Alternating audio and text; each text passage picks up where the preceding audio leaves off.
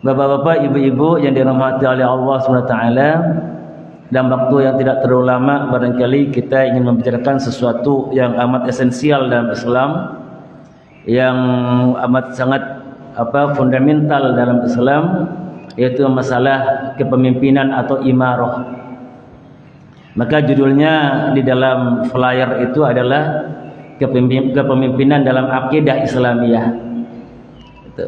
Jadi kepemimpinan ini sesungguhnya masuk di dalam persoalan akidah, persoalan pokok-pokok keislaman.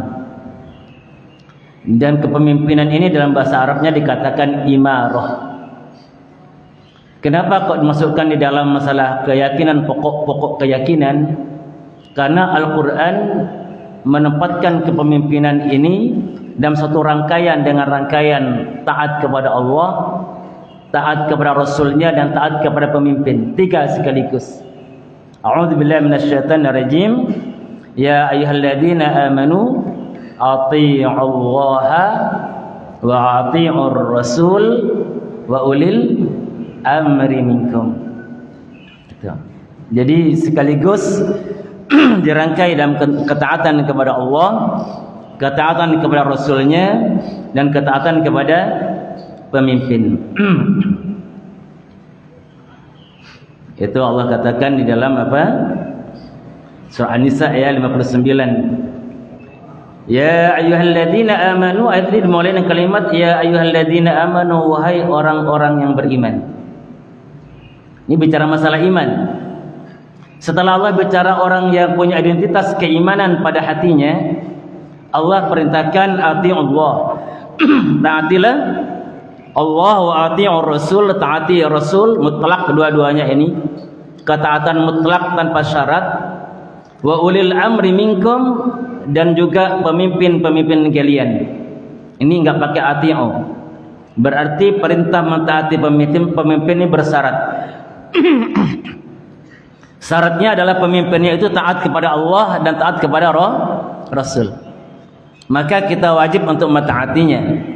Kalau pemimpinnya tidak taat kepada Allah dan tidak taat kepada Rasul, maka kita tidak wajib mentaatinya. Maka ati Allah pakai kata-kata ati'u.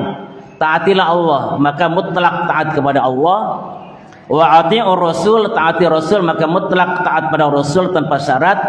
Wa ulil amri, dan pemimpin kalian, enggak pakai ati'u. Ya.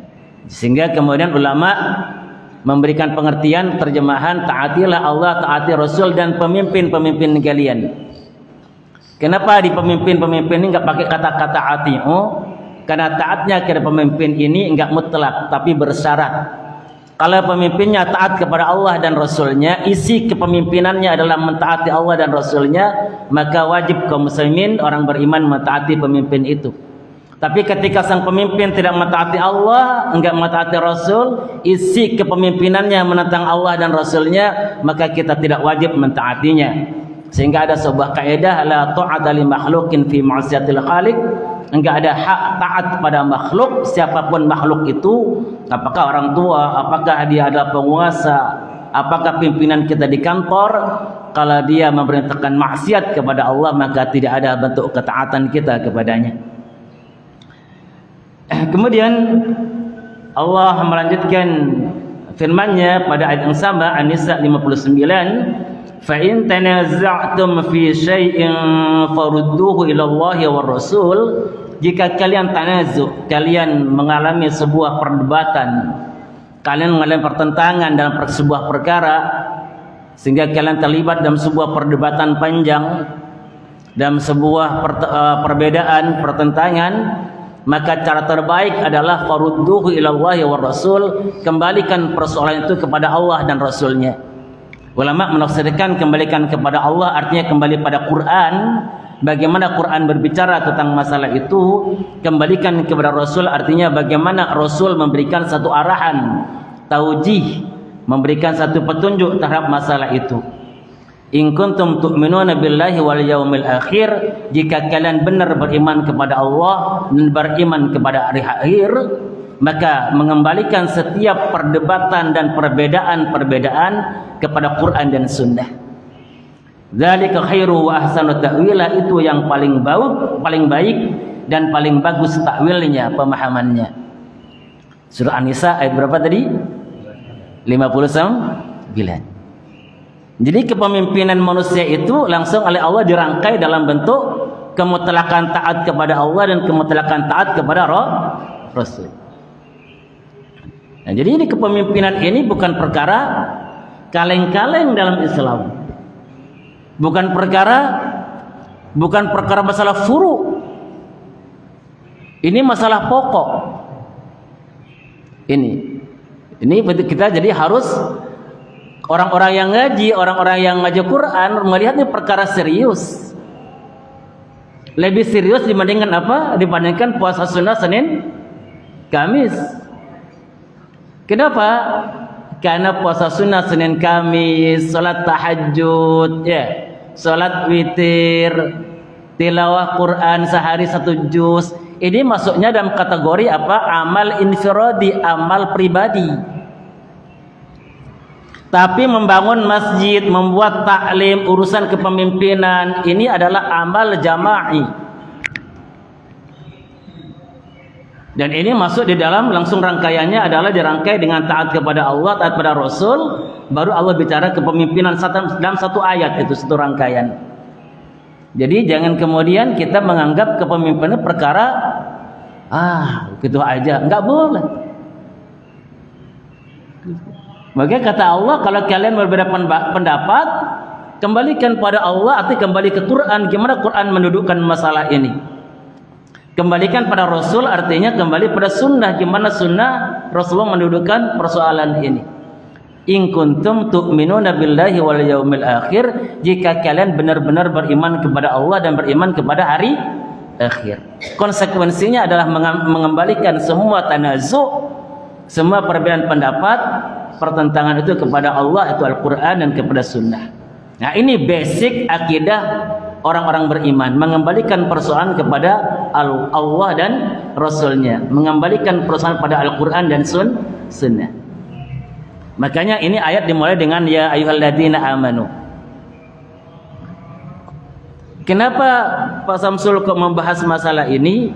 Karena kita adalah kumpulan orang-orang beriman. Maka kumpulan orang-orang beriman itu diikat dengan tali Allah. Tali Allah itu Quran dan sunnah. Andaikan saya bicara di depan orang-orang enggak beriman, enggak bawa ayat ini. Karena dalam ilmu tafsir setiap ayat yang dimulai dengan ya ayyuhalladzina amanu, maka kalimat sesudahnya hanya ada 2 kemungkinan. Kemungkinan pertama perintah untuk dilaksanakan, atau kemungkinan kedua larangan untuk dijauhi. Dan andaikan orang-orang enggak beriman, maka kalimatnya bukan ya ayyuhalladzina amanu tapi ya ayyuhan nas, wahai manusia. Nah, tetapi bagaimana kita ini orang-orang beriman ini kemudian menyadari keimanannya, kemudian dia kembali kepada tuntunan Quran dan Sunnah, sehingga mengembalikan persoalan besar tetap besar, yang kecil tetap kecil, dan masalah-masalah tanazu' perbedaan pendapat dikembalikan kepada Al-Quran dan Sunnah. Kembalikanlah kepada Allah arti kembali pada Quran, kembalikan pada Rasul arti kembalikan kepada Sunnah. Itu An-Nisa ayat 59. Begitu. Jadi di sini kepemimpinan perkara yang besar. Kemudian kenapa ini kepemimpinan masuk dalam akidah? Karena Allah mengatakan dalam surat Ali Imran 28, A'udzubillahi minasyaitonir rajim, la yattakhidhul mu'minuna al-kafirina awliya'a min dunil mu'minin. Janganlah orang-orang mukmin ini menjadikan orang-orang kafir sebagai pemimpin-pemimpin dengan meninggalkan orang-orang beriman. Kalau tadi ada perintah, ini ada larangan, ya. Kalau tadi perintah kepada Allah, Rasulnya, dan kepada pemimpin, setelah itu Allah melarang jangan sampai ada pemimpin yang dari kalangan orang kafir. Sehingga kesimpulan hukum ulama adalah di negara yang mayoritas Islam, maka harus pemimpinnya adalah orang Muslim, dan orang Muslim itu adalah orang Muslim yang beriman, bukan Muslim yang cenderung kepada kekafiran, tapi adalah orang Islam yang cenderung kepada keimanannya. Sehingga Allah katakan, la yattakhidul mu'minuna al-kafirina awliya'a min dunil mu'minin. Jangan sekali-kali orang-orang beriman mengangkat pemimpin dari kalangan orang kafir sehingga dia meninggalkan orang-orang mukmin. Surat berapa itu tadi? Surat Ali Imran ayat 28. Yang ketiga, dampak kepemimpinan ini, Bapak Ibu sekalian, saya ingin bertanya sekarang dalam forum yang mulia ini, forum yang amat sangat berkah ini. Kalau seorang pemimpin itu baik, kira-kira dampaknya baik enggak kepada rakyatnya? Akan tampak kebaikannya. Sebaliknya, kalau pemimpin itu buruk, kira-kira dampaknya buruk enggak kepada rakyatnya? Akan buruk sekali. Dan ini merupakan keburukan yang masif. Tetapi ketika pemimpinnya baik akan menimbulkan kebaikan yang masif, kebaikan yang banyak. Tapi kalau pemimpinnya buruk akan menghasilkan suatu keburukan yang masif, keburukan yang banyak. Dan itu bukan hanya setahun 2 tahun, bisa bertahun-tahun dampaknya. Seperti terjadi di mana? Di Turki. Ya, di Turki itu ketika Kemal Pasha Atatürk berkuasa tahun berapa itu? 1947 Kemal Pasha Atatürk dia naik ke kursi presiden di Turki ya. Sehingga kemudian dihapus kebijakan pertama, adzan tidak boleh bahasa Arab, nggak boleh Allahu Akbar nggak boleh, hapus. Gimana? Ubah ke bahasa Turki. Kalau bahasa Indonesia, Allah Maha Besar gitu. Yang kedua, bahasa Arab hapus. Pesantren-pesantren tutup semuanya. Tidak boleh ada bahasa Arab lagi di Turki. Maka timbullah kemudian paham sekularisme di Turki besar-besaran. Islam diterjemahkan ke dalam budaya lokal. Ini yang barangkali akan dilakukan dalam paham Islam Nusantara itu. Mirip apa yang terjadi di Turki. Dampaknya apa yang terjadi? Ini bisa ditumbangkan paham ini setelah zaman presiden sekarang siapa? Erdogan. Berapa tahun itu? Hampir 70 tahun. Akibat dari situ. Bukan berdampak 5 tahun, 10 tahun, hampir 70 tahun. Kaum muslimin tidak punya madrasah di sana, enggak boleh. Ada sekolah-sekolah simbol-simbol agama, enggak boleh. Sehingga dampak daripada kepemimpinan ini bukan main dampaknya. Kalau si pemimpinnya baik, Erdogan, runtuhlah keburukan. Tapi ketika seperti Kemal Pasha Atatürk, maka dia tanamkan keburukan besar-besaran. Karena ini Bapak Ibu sekalian, masalah kepemimpinan ini perkara besar. Perkara yang masuk dalam sisi akidah dan dampaknya begitu luas kepada umat ini, maka kemudian apa tugas kita? Kan gitu. Tugas kita apa? Kan gitu kan? Menghadapi perkara ini tinggal 10 hari lagi. 10 hari lagi ini berdampak besar terhadap kehidupan kaum muslimin dan rakyat Indonesia, bukan hanya 5 tahun saya kira. Bisa puluhan tahun nanti, seperti kasus terjadi pada waktu Kemal Atatürk atau terjadi pada zaman Erdogan. Nanti apa yang akan terjadi? Wallahu a'lam bishawab. Tapi yang paling pokok bagi kita adalah Allah memulai ayat tadi dengan ya ayyuhalladzina amanu. Wahai orang-orang yang beriman. Berarti orang beriman ini harus punya perhatian, atau biarkan aja lah, nggak perlu diacuhkan itu. Itu mah urusan orang besar, kita udah kita netral saja. Bolehkah begitu? Tugas kita Bapak Ibu sekalian, pada tanggal 14 Februari nanti saya tidak akan mengucap nama paslon. Saya tidak akan mengarahkan juga kepada siapa. Karena kalau saya mengarahkan, nanti saya menganggap bapak-bapak enggak punya independensi, enggak punya sikap independen. Tugas saya itu adalah menyampaikan ajaran Islam, Quran dan Sunnah, bagaimana berbicara kepemimpinan. Maka setiap kita, apapun partainya, apapun yang ada di benak kita, di otak kita, paslon yang mau dipilih, yang paling pokok tugas kita 3 sekarang. Apa tugas pokok yang 3 itu? 1. Nah, ini tugas kita sekarang. 1 adalah kita wajib melandasi pilihan kita ini dengan landasan syar'i. Itu yang pokok. Ya, sebagai seorang muslim, kita harus punya argumentasi syar'iyah. Argumentasi syar'i, mengapa saya harus memilih dan siapa yang mesti saya pilih. Tidak boleh unsurnya adalah unsur hawa nafsu. Yang penting saya suka orang itu, enggak boleh kalau suka tidak suka, karena pilihan kita akan dipertanggungjawabkan di hadapan Allah Subhanahu wa taala. Maka harus ada landasan syar'i, landasan syariat. Apa landasan syariatnya? Nah, kita bahas landasan syariatnya. Setelah di landasan syariatnya dibahas, nanti Bapak Ibu sambil pulang mikir-mikir atas landasan ini, silakan tentukan pilihannya. Pertama, landasan syariatnya, ya. Bahwasanya kepemimpinan ini bukan menyangkut masalah pribadi kita, tapi juga menyangkut masalah semua kaum mukminin. Ini berarti bicara kolektivitas, tidak lagi bicara individu.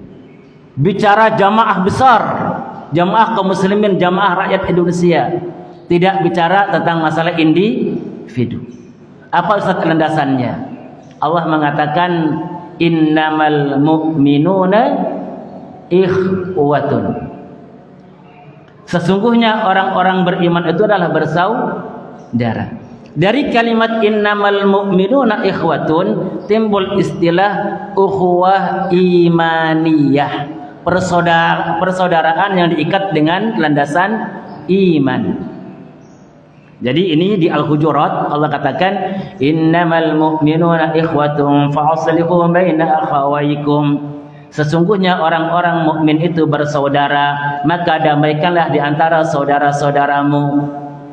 Nah, berarti ketika nanti kita memilih atau tidak memilih, ini dampaknya menyangkut kepada saudara kita yang lain, orang mukmin yang lain. Apakah dampaknya positif atau dampaknya negatif? Kita diikat dengan sebuah persaudaraan, namanya persaudaraan apa tadi Bapak Ibu? Ukhuwah imaniyah.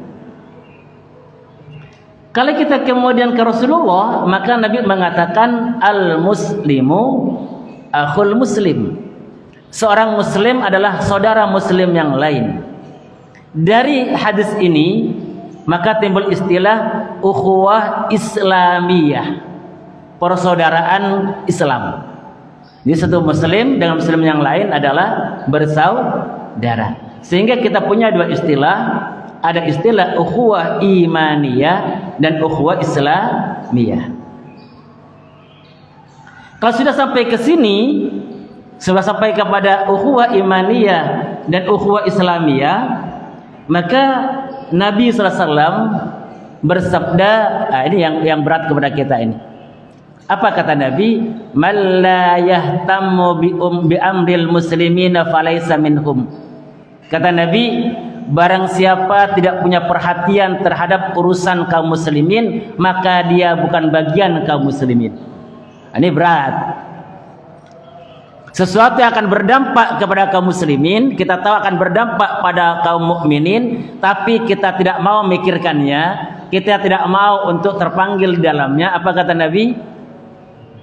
Orang yang bersikap demikian, walaupun KTP-nya muslim, dia bukan bagian dari orang muslim. Ini yang berat kepada kita. Man la yahtammu bi amril muslimina falaysa minhum.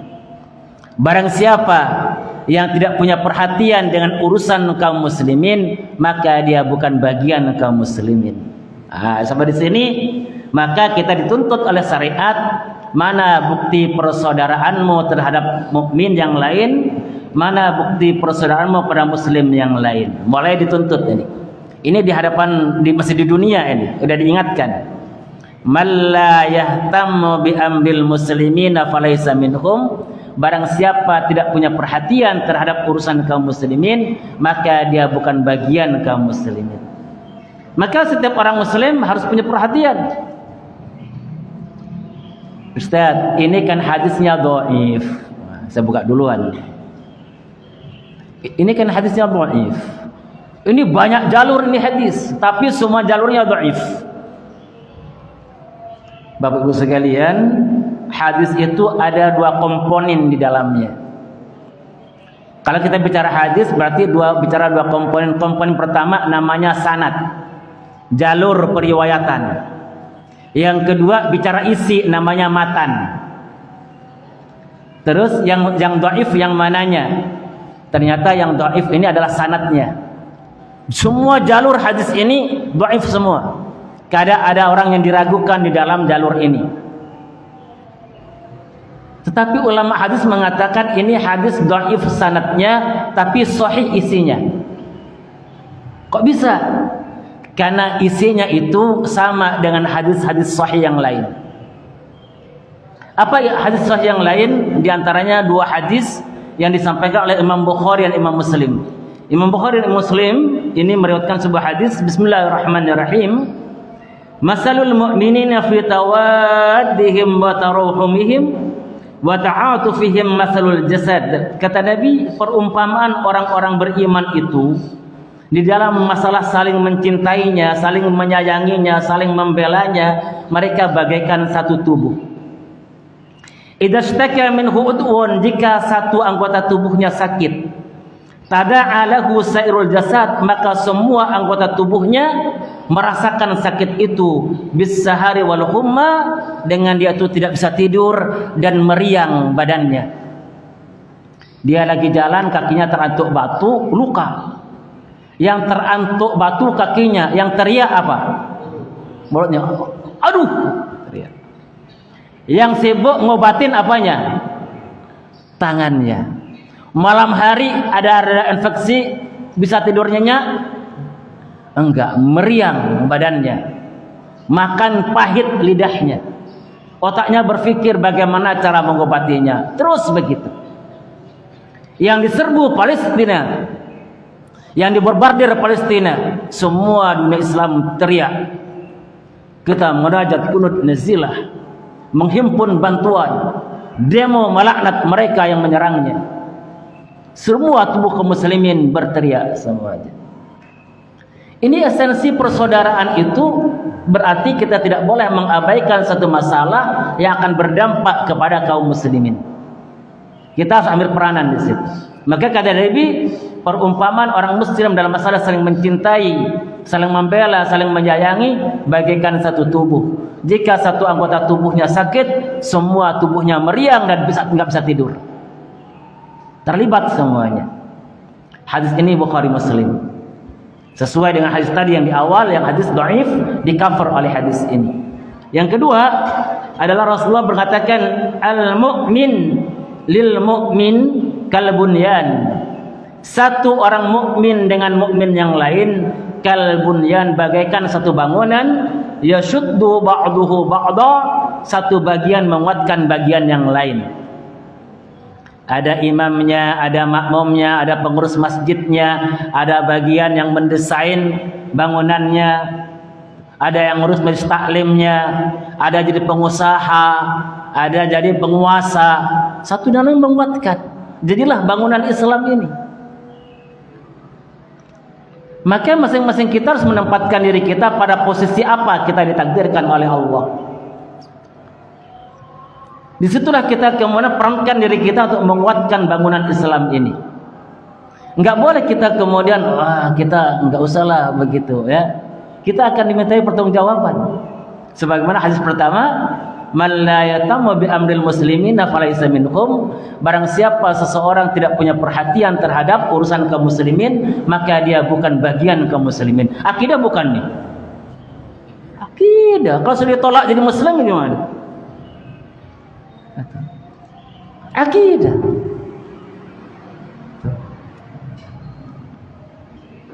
Berarti kepemimpinan itu bukan perkara sepele, perkara besar. Karena dampaknya begitu besar. Contohnya sudah ada. Di antaranya Turki. Sampai itu tulisan Arab di Quran nggak boleh pakai tulisan Arab, harus tulis bahasa Turki. Terus semuanya itu. Madrasah-madrasah ditutup semuanya. Adzan nggak boleh pakai bahasa Arab, harus pakai bahasa Turki. Dampak kepemimpinan. Nah, atas dasar ini, Bapak sekalian, ini namanya argumentasi syar'i. Kita harus ambil peranan. Di antara peranannya apa? Kita memilih atau tidak? Milih nggak nih? Wajib milih, Pak. Terus setelah itu kita baru wajib menentukan pilihan. Pilihan. Nah, ini tadi kita masuk ke dalam koridor masalah keumatan. Kita harus ambil bagian, itu bang pokok itu. Saya nggak boleh diam, saya harus ambil bagian. Yang paling ringan bagiannya adalah harus memilih. Sekarang tinggal bagaimana menentukan pilihannya. Ya.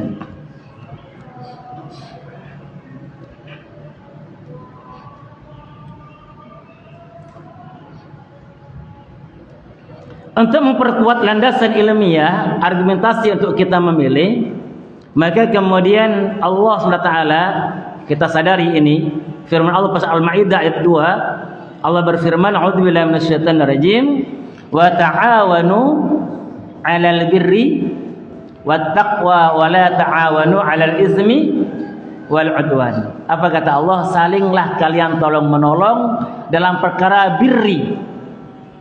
Apa birri itu? Birru, kita kenal birrul walidain, berbuat baik kepada orang tua. Kata Allah, wa ta'awanu 'alal birri, dan hendaklah kalian saling tolong menolong dalam perkara kebaikan, wat taqwa, dan perkara takwa. Maka kita harus berusaha hadirnya pemimpin yang bertakwa, pemimpin yang baik, harus tolong menolong.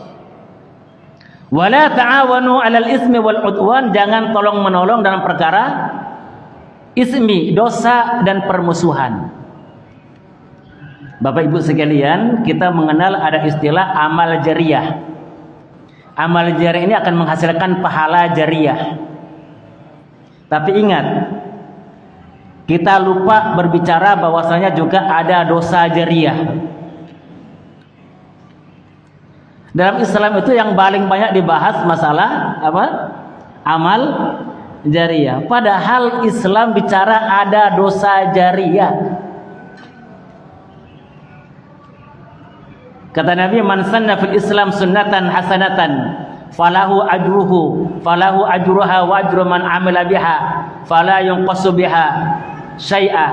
Kata Nabi, barang siapa beramal kebaikan, amalnya ini berdampak baik bagi orang lain, ditiru oleh orang lain, maka dia akan dapat amal orang itu sampai hari kiamat. Tetapi wa man sanna fil islami sunnatan sayyi'atan, barang siapa pada Islam seseorang muslim melakukan perbuatan yang salah, yang buruk, kemudian diikuti oleh orang lain, maka dia akan dapat dosa keburukan itu sampai hari kiamat tanpa dikurangi sedikit pun.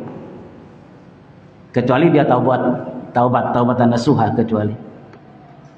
Maka Bapak Ibu sekalian, kalau baca di hadis, Nabi mengatakan setiap terjadi pembunuhan di muka bumi ini, maka ada orang yang dapat kiriman dosanya.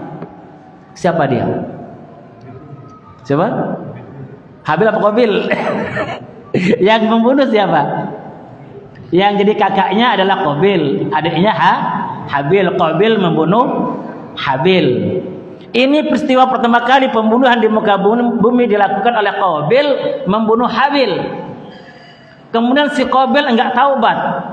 Maka kemudian kata Nabi, setiap terjadi peristiwa pembunuhan di muka bumi, maka si Qabil dapat kiriman dosanya. Namanya dosa apa? Dosa jariyah. Barang siapa punya saham dalam kebaikan, punya saham di masjid, ngangkat batu enggak, nyumbang enggak, cuma punya ide, Pak, alangkah bagusnya kalau orang Bang Reksa ini punya masjid, punya ide sumbang saran. Ditangkap oleh jamaah ngobrol, dia udah pergi kemana tahu. Jadilah masjid ini. Dia punya saham, ide, usul, maka dia dapat pahala sebanyak masjid ini digunakan. Dapat dia nggak tahu ada di mana, mungkin sudah pindah alamat. Kemana alamatnya? Bukan lagi di atas bumi, tapi alamatnya sudah pindah ke alam kubur. Dapat pahalanya.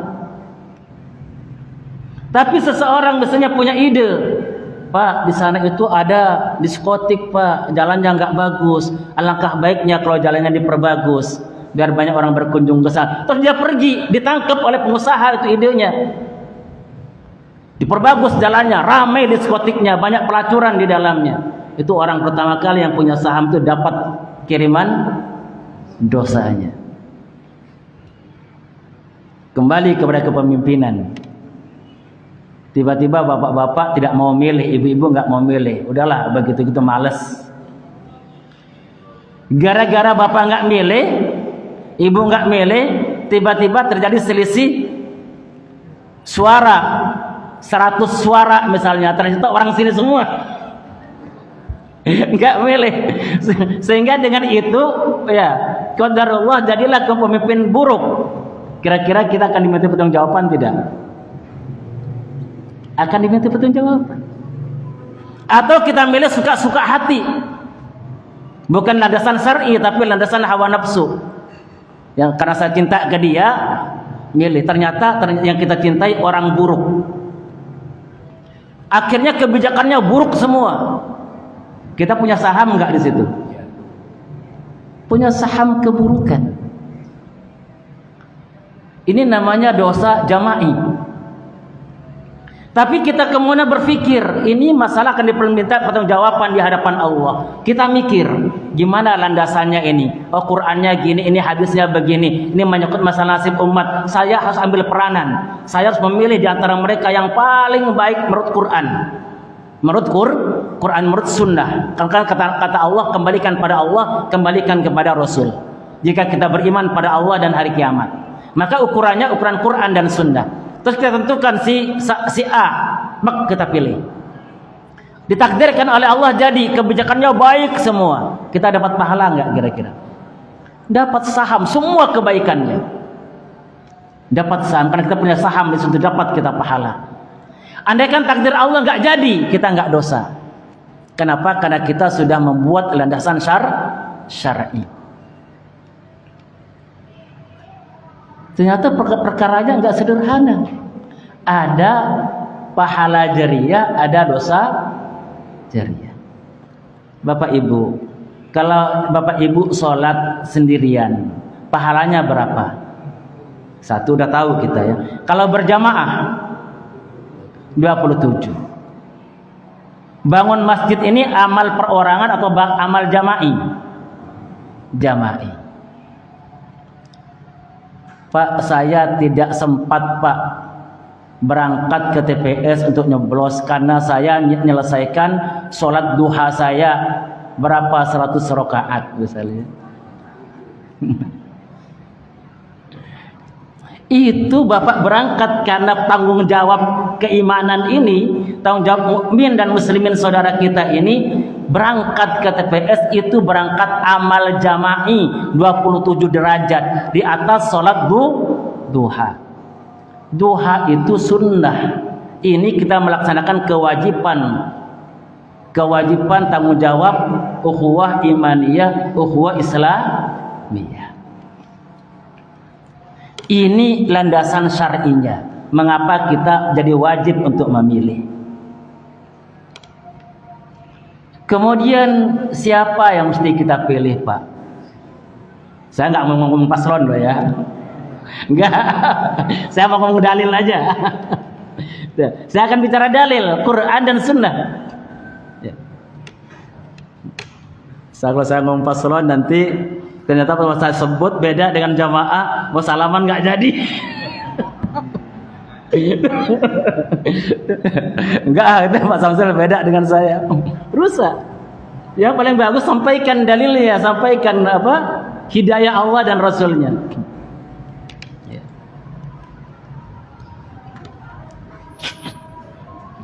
Sebelum masuk ke itu siapa yang akan kita pilih, dari ayat-ayat Quran dan Sunnah itu disimpulkan oleh Sayyidina Umar bin Khattab. Sayyidina Umar menyimpulkan sebuah kalimat yang dipegangan para ulama. Apa kata Sayyidina Umar? La islama illa bil jamaah. Tidak ada Islam kecuali kita bicara jamaah. Mau bicara Islam berarti bicara jamaah. Tidak ada pembicaraan tentang Islam kecuali bicara jamaah. La islama illa bil jamaah. Keluarga jamaah. Siapa pimpinannya? Suami. Di masyarakat ada jamaah. Siapa pimpinannya? Pak RT, Pak RW, Pak Lurah, Pak Camat. Ada. Terus kata Nabi, ada 3 orang keluar kampung rombongan, 3-3-nya itu adalah setan, kecuali diangkat siapa pimpinannya, pimpinan rombongan, namanya Amir Safar. Maka kalau 3 orang keluar ada Amir Safarnya, maka namanya jamaah. Kalau tidak, mereka adalah 3-3-nya setan, maksudnya dimakan setan gitu ya. Maka kata Sayyidina Umar, la islama illa bil jamaah. Tidak ada Islam kecuali kita bicara jamaah. Wala jama'ata illa bil imarah. Kalau sudah bicara jamaah mesti kita bicara kepemimpinan, siapa pimpinannya. Wala imarata illa bit ta'ah. Kalau bicara pemimpin kita bicara ketaatan, sami'na wa ata'na. Pimpinan ini taat Allah atau tidak? Wala ta'ata illa bil bai'ah. Dan tidak ada ketaatan tanpa adanya sebuah bai'at. Sehingga sebagian ulama mengatakan kita nusuk pada tanggal 14 nanti itu bagian bai'at kita. Saya membaiat si fulan, nih, coblos. Mana bukti baiatnya? Ini. Berarti kita menyerahkan hak kepemimpinan kepada si fulan. Maka tidak dilandasi dengan argumentasi syar'i. Enggak boleh sekedar selera, enggak boleh. Saya sebenarnya lebih suka si dia, selera, tapi saya syariat ini, ya sudah saya pilih syariat aja.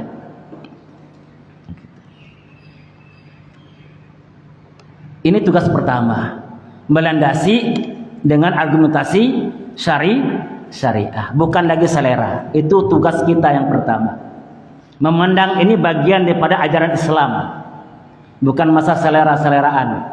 Memandang ini menyangkut masa tanggung jawab terhadap kaum muslimin, kaum mukminin dan rakyat yang luas.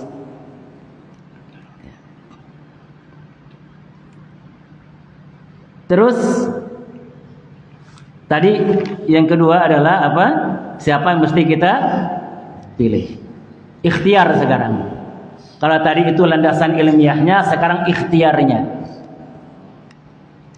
Bapak Ibu sekalian, kalau kita ini melihat kepada Al-Baqarah 247, nah, catat baik-baik ini. Ada syarat pemimpin.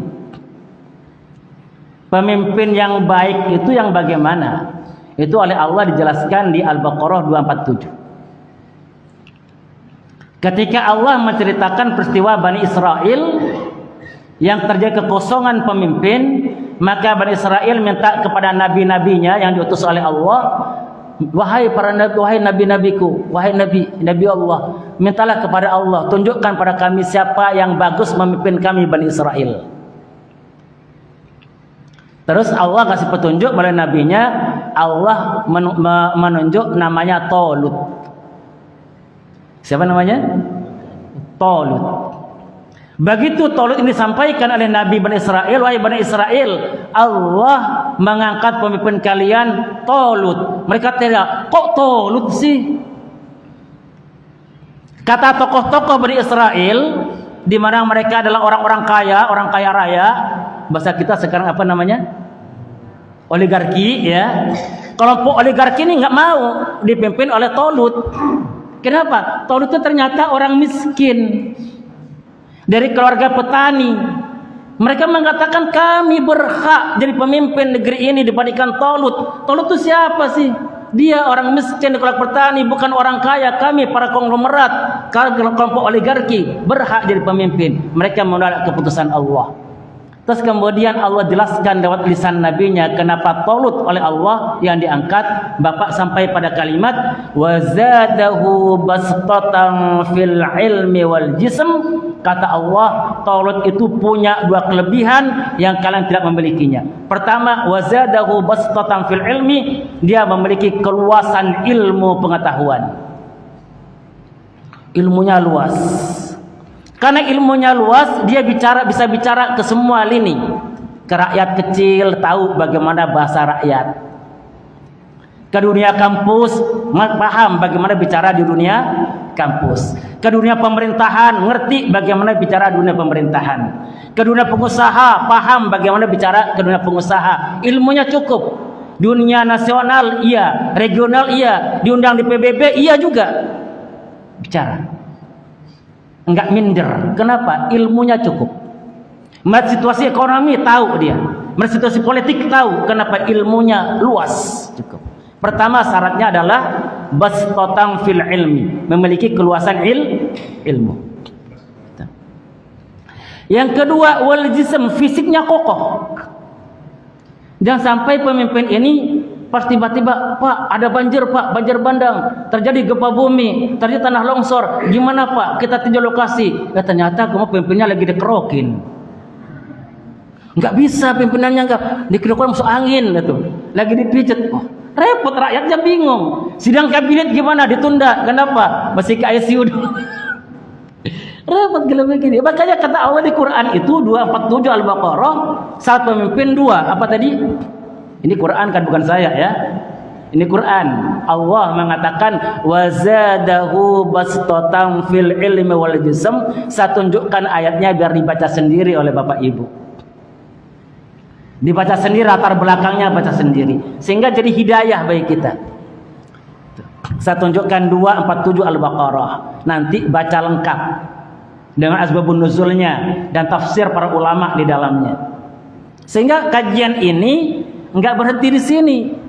Bapak tidak lanjuti di rumah, dalami lagi. Benar enggak kata Pak Samsul tadi itu? Jangan-jangan Pak Samsul lagi berpolitik terselubung.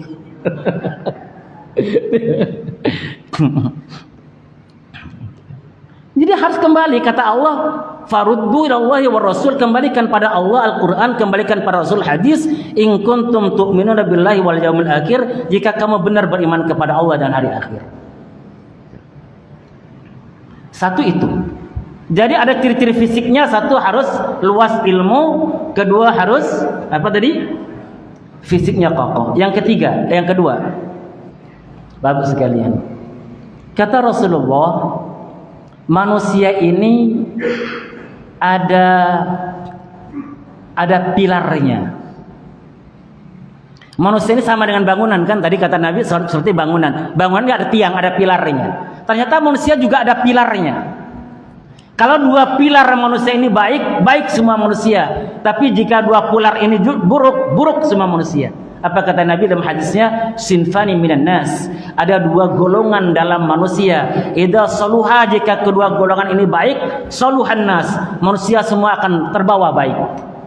Tapi wa idza fasada, jika dua golongan ini rusak, fasadan nas, akan rusak manusia.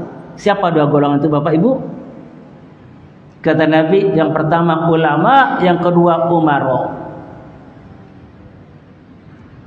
Kelompok ulama dan kelompok umar. Jika ulamanya ini baik, umaroknya baik, manusia akan baik semua. Tapi jika ulamanya buruk, umaroknya buruk, akan buruk semuanya. Dari hadis ini kita tahu, ternyata ulama itu dibagi dua. Ada ulama baik, ada ulama buruk. Ulama baik ini namanya dalam istilah fikih dikatakan ulama hasan. Adapun ulama yang buruk, dalam hadisnya Nabi menyebutkan ulama su, ulama jahat. Oh, ternyata ada ulama yang jahat, ada ulama yang baik. Pemerintah juga kita tahu dari hadis ini, ada pemerintah yang baik, ada pemerintah yang buruk. Nah, sekarang kita ciri-cirinya. Seperti apa ciri ulama yang baik? Ulama yang baik ini ada ulama yang warasatul anbiya. Ulama yang menjadi pewaris Nabi. Apa yang diwariskan dari Nabi? 3. Satu adalah ilmunya. Kedua, sifat dan amalnya. Yang ketiga adalah tugasnya. Sebagian ulama mengatakan 4, dibagi lagi. Maksudnya 1 adalah ilmunya, kedua sifatnya, Ketiga adalah amalnya, keempat adalah tugasnya. Jadi ulama yang baik ini mewarisi, kita ambil yang empat sifat Nabi. Quran Nabi diambil, hadis Nabi diambil, fikih Nabi diambil, ilmu Nabi diambil, diwariskan darinya. Cukupkah ilmunya saja? Tidak. Ternyata sifat Nabi pun diwariskan. Nabi punya sifat sabar, ridha, tawakal, mujahadah, sungguh-sungguh. Ini juga jadi sifat dia, walaupun tidak akan persis. Yang ketiga, amal Nabi. Apa amal Nabi? Nabi salat berjamaah, Nabi suka puasa sunnah, Nabi suka sedekah, dibawa juga. Jadi ilmunya diambil, sifatnya ditiru, amal Nabi diikuti. Yang keempat adalah tugas Nabi. Apa tugas Nabi? Dakwah, ngembong masyarakat. Cara dakwahnya bagaimana? Jujur, yang hak dikatakan hak, yang batil dikatakan batil, yang benar dikatakan benar, yang salah dikatakan salah, apa adanya sesuai dengan Quran dan Sunnah. Ini namanya ulama baik, ulama hasan. Ini ulama yang warasatul anbiya, ulama pewaris Nabi. Pak, kalau yang ulama su, yang jahat, apa ciri-cirinya? Terbalik. Ulama su itu hanya mewarisi ilmu Nabi. Qurannya hafal, hadisnya hafal, fikihnya hafal. Kalau sisi ilmu oke lah, ilmunya oke, mewarisi Nabi. Tapi sifatnya tidak mensifati Nabi. Amalnya enggak mengamalkan amal Nabi. Kemudian yang ketiga, dakwahnya bukan dakwah Nabi, bukan dakwah ilallah, bukan dakwah menuju kepada Allah, tapi mereka punya sifat wa yastaruna bi ayatillahi samanan qalila. Mereka memperjualbelikan ayat-ayat Allah dengan harga yang sedikit. Zaman saya dulu remaja, Bapak Ibu, ada sekelompok ulama yang menghalalkan judi. Dulu di zaman saya masih remaja, Kementerian Pemuda dan Olahraga itu punya program judi resmi negara, namanya Porkas atau SDSB. Yang seusia saya tahu itu. Ya, masih ingat ya? Ya, itu adalah judi resmi negara, negara yang bikin, resmi. Tuh. Ya. Itu dihalalkan oleh sekelompok ulama. Jelas-jelas judi, praktiknya ya judi. Kalau nggak menang ya kalah. Coba kalau kata-katanya diubah jadi sumbangan. Tapi ada hadiah. Semua orang yang nyumbang mengharapkan hadiah, nggak mengharapkan sumbangan. Itu ada sekelompok ulama yang kamu berfatwa terang-terangan itu adalah halal. Siapakah yang bisa berfatwa begini mengatak-atik ini? Tentu orang yang ngerti Quran, ngerti hadis, ngerti fikih. Sehingga yang halal jadi haram, yang haram jadi halal. Nah, ini kelompok ulama su, ulama jahat kata Nabi. Ini dua ulama, tipe ulama udah kita bahas. Sekarang pemimpin. Kata Nabi ada pemimpin yang baik, ada pemimpin yang buruk. Dalam berbagai literatur hadis, Nabi ceritakan pemimpin yang baik itu ciri-cirinya adalah orang yang bertakwa, yang ngajak rakyatnya bertakwa. Ini satu pokok. Yang kedua, dia adalah pemimpin yang amanah. Bukti amanahnya apa?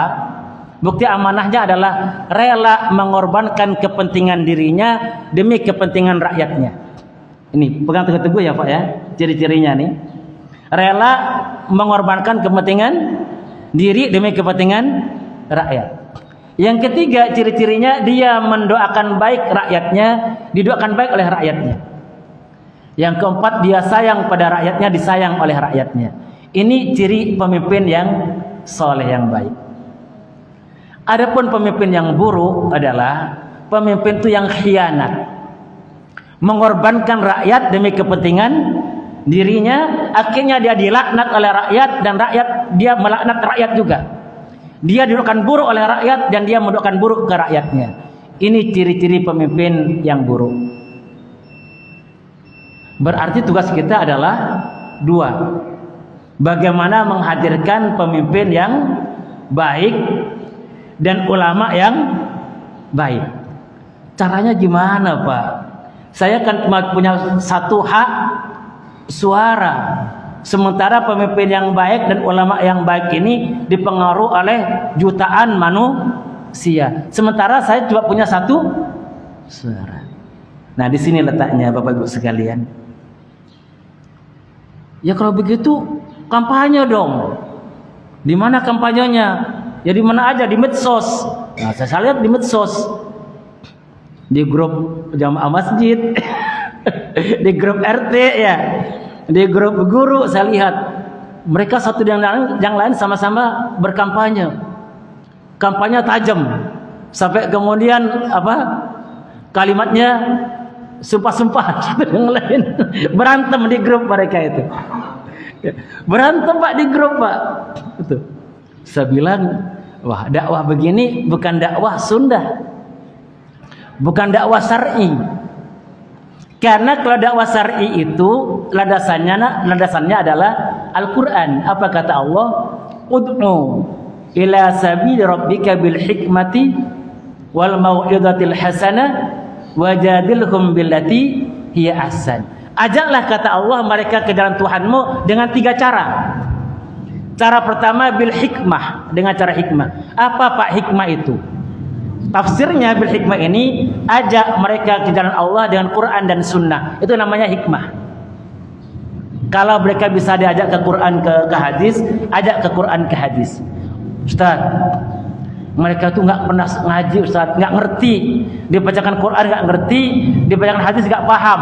Terus gimana dong? Pakai yang kedua. Wal mau'izatil hasanah. Kalau sudah begitu ya sudah, jangan bacakan Quran, jangan bacakan hadis, nggak paham. Pakai apa? Pakai mau'izah hasanah. Apa sih mau'izah hasanah? Nasihat saja, pakai bahasa yang bisa mereka ngerti. Ini orang awam. Ternyata jawabannya, Ustaz, mereka ngajak debat. Ngajak debat Ustaz, itu loh. Kalau sudah sampai pada tingkat debat, kata Allah, terpaksa berdebat, maka yang ketiga, wajadilhum billati hiya ahsan. Berdebatlah dengan cara yang lebih baik. Gimana caranya orang beriman berdebat yang lebih baik? 1, pakai bahasa yang santun. Bahasa yang santun. Kedua, pakai data. Jangan pakai hoax. Yang ketiga, tidak boleh ada penghinaan. Ini cara debat yang baik. Ini Quran semua. Nah, Bapak Ibu sekalian, dakwah kita harus begini. Terus sekarang kembali ke pertanyaan Ustadz. Itu kan kita cuma 1 suara, sementara ini dipengaruhi oleh jutaan suara. Di sinilah Bapak sekalian, kalau tadi dari awal sampai akhir saya melihat udah banyak kajiannya, hanya memperkokoh saja. Masalahnya adalah saya khawatir dalam waktu sekian lama ini kita berpikir tentang pemilu kepemimpinan, transisi kepemimpinan ini, tanpa terasa kita jadi orang sombong. Ini yang saya khawatir. Kok begitu Ustadz? Iya, kita ini hanya sibuk di dalam ikhtiar fisik, dohiriyah. Kita lupa berdoa kepada Allah Subhanahu wa ta'ala. Padahal yang memiliki kekuasaan adalah Allah, yang membolak-balikkan hati adalah Allah. Maka Bapak Ibu sekalian, pada kesempatan ini, di ujung waktu ini, saya ingin memberitahu, sesungguhnya di Quran itu ada doa khusus kepemimpinan. Ada doa khusus kepemimpinan. Dan ini kita nggak boleh nggak tahu, harus tahu, dan kita harus ngamalkan. Di mana tempatnya? Di Ali Imran 26-27. Catat baik-baik Bapak Ibu sekalian. Waktunya tinggal 10 hari lagi. Ya. Kalau itu biasa dibaca dzikir pagi sore. Kalau dzikir baca penuh, kalau doa ada yang dipotong. Gimana baca bunyinya Ustaz? Kalau saya baca lengkap, saya yakin Bapak Ibu langsung bisa ngikutin itu. Saya baca ya. A'udzubillahi minasyaitonirrajim. Qulillahumma malikal mulki tu'til mulka man tasha' wa tanzi'ul mulka mimman tasha' wa tu'izzu man tasha' wa tudhillu man tasha'. Itu hafal. Pas bagian man tasanya hafal.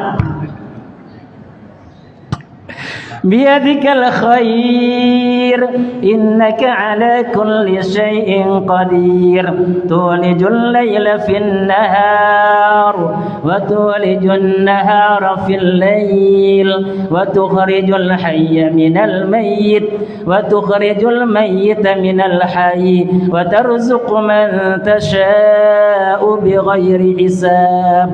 Itu doa itu. Kata Allah, kul, katakan Muhammad, ucapkan Muhammad.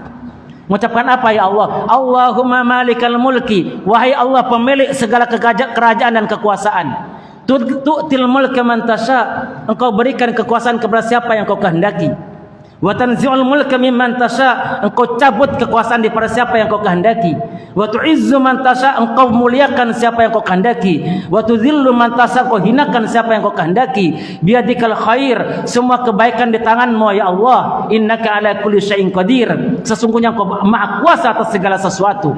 Tulijul laila fin nahar, engkau masukkan malam pada siang sehingga malam kadang-kadang lebih panjang dibandingkan siang. Wa tulijun nahara fil lail, engkau masukkan siang ke dalam malam sehingga kadang-kadang siang lebih panjang dibandingkan malam.